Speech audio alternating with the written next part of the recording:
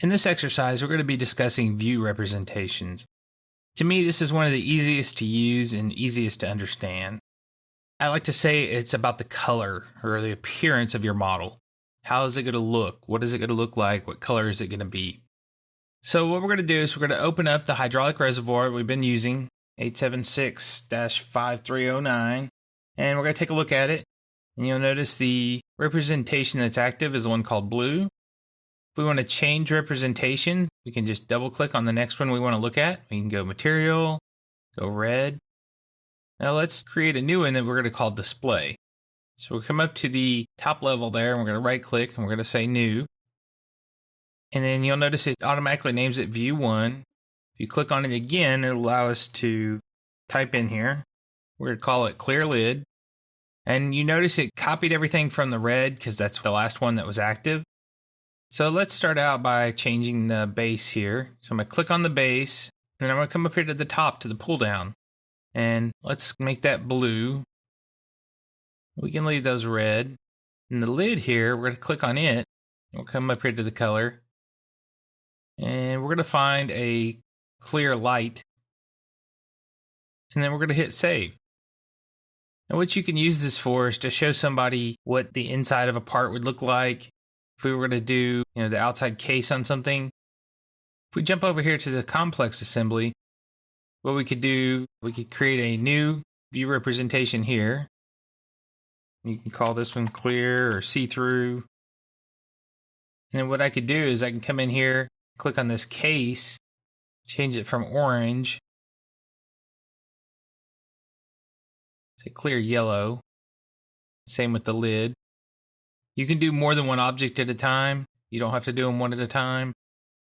So return. So now what I have here is I can see that there is this safety cage, but then I can see what's inside of it. So it's a really nice way to show off what a part looks like without actually having to turn it off. So somebody can still see it, but at the same time it's see-through so that they can come in here and know, okay, there's a belt inside of there with gears and brackets and whatever else I need it to be. And I could save that. So now I have this clear see-through cover that in the real world aren't going to be plexiglass or anything like that. This is going to be steel and it's safety, and I don't really care about seeing inside of there. But in my assembly model, I may want to be able to see it just to show it off. You see this a lot in marketing. They'll cut a part in half or they'll put a fake clear part on top of it just so that you can see the inner workings of something that maybe your company sells. I've seen some really interesting filters one time that were for the environmental industry, and they had put clear covers on the filters just so that you could see the water going inside of there and see how the filters actually work. You can do things like that in your model as well. You can see how the model's going to work through these clear covers.